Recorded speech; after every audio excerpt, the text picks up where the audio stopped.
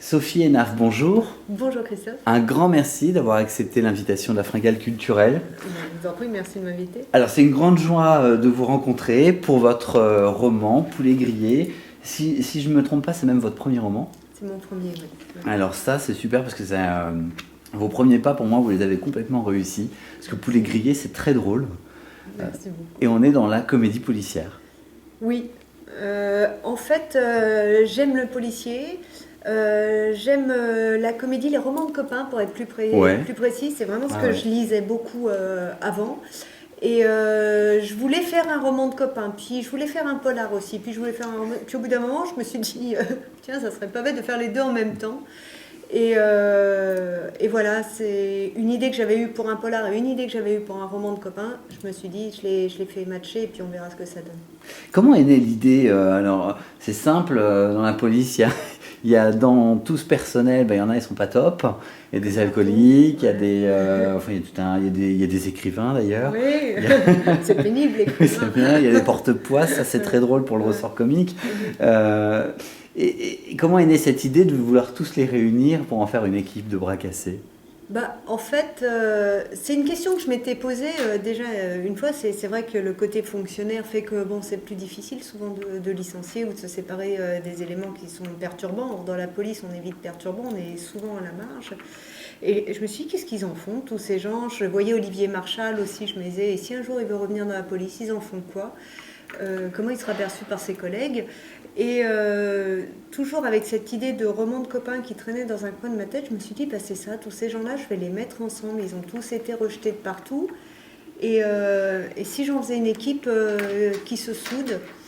Et voilà, je me suis dit, comment je ferais à la place d'un supérieur hiérarchique si je voulais me débarrasser d'éléments ? Je les collerais dans un placard, comme on fait absolument dans toutes les entreprises. Et dans ce placard, je leur donnerais des trucs à pas faire, et puis, comme on fait dans toutes les entreprises. C'est ça. Et puis voilà, et je me suis dit, qu'est-ce qui se passe si ces gens ont envie de travailler quand même, en tout cas. Alors dans le cadre de votre roman, dans le cadre de la police, sur le 36 quai des Orfèvres, oui. Toute cette équipe est composée, gérée par Anne Capestan, votre personnage, qui est une héroïne. Oui. Et effectivement, ils vont commencer à s'occuper d'affaires dont tout le monde s'en fout, quoi. Oui, voilà, les vieux trucs qui traînent, il y a plusieurs affaires dont on se fout. Il y a celles, on a essayé de les résoudre et puis finalement on n'y arrive pas. Il y a celles qu'aucun policier ne veut véritablement résoudre, les vols de poubelles, les choses comme ça. Ça arrive en masse dans les commissariats, ce genre de plainte. Faut pas. Donc ils se retrouvent avec toutes ces affaires de vol de poubelles, mais il y a aussi quelques affaires un peu plus intéressantes qui n'intéressent plus pour diverses raisons. Et voilà, tant qu'à s'occuper. Alors là, bien sûr, on ménage le suspense, l'intrigue, et toute cette équipe va s'occuper d'affaires. Ça, je n'ai pas du tout envie de rentrer dedans pour leur laisser vraiment le plaisir de lire. Par contre, Sophie, ce qui est intéressant, c'est que à la fois votre livre, ce sont les personnages qui font cette histoire, mais en même temps, pour vous, il fallait quand même bien tenir justement vos intrigues, oui. Et faire que ce mélange tienne. Oui. Ça, c'est quelque chose que j'ai en tant que lectrice, c'est que je lis assez peu finalement de livres comiques, ouais. De pure comédie, j'en lis très très peu, parce que j'ai besoin d'une histoire avec un ressort dramatique, avec réellement une enquête pour me plonger, pour être en empathie avec les personnages. Et donc, comme c'est ce que j'ai par goût comme lectrice, je me suis dit qu'il fallait que ce soit mon activité comme auteur. Il fallait que le livre, on ait vraiment une empathie pour les personnages, donc qu'il soit plus proche du réel que dans la pure comédie déjantée. Voilà.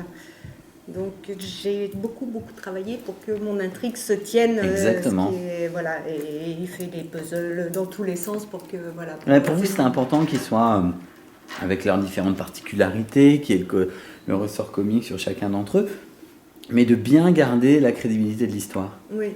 Oui, c'était pour moi ce qui fait rire, c'est quand même ce qu'on sent proche de soi. Et parce qu'on se met à la place de la personne, on vit la situation, on se dit oh là là, c'est pas possible. Et ça vraiment, ça fait rire, puis ça fait avancer dans l'histoire. Donc je voulais pas trop m'éloigner. Il y a des moments où je suis partie un peu loin et je me suis recadrée de moi-même pour que ça reste cosy.